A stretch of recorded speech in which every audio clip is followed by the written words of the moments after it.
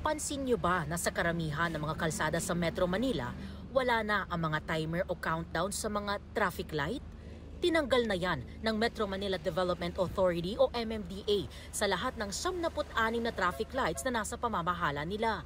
Hindi kasama ang mga traffic light na hawak ng mga local government unit.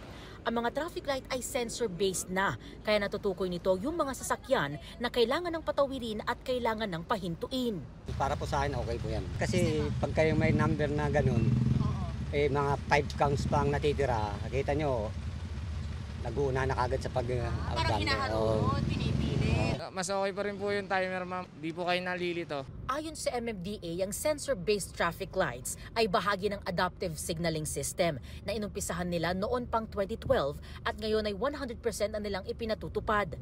Nito lang Martes, nag-install ang MMDA at North Luzon Expressway Corporation ng adaptive traffic lights sa 3 lugar sa Metro Manila.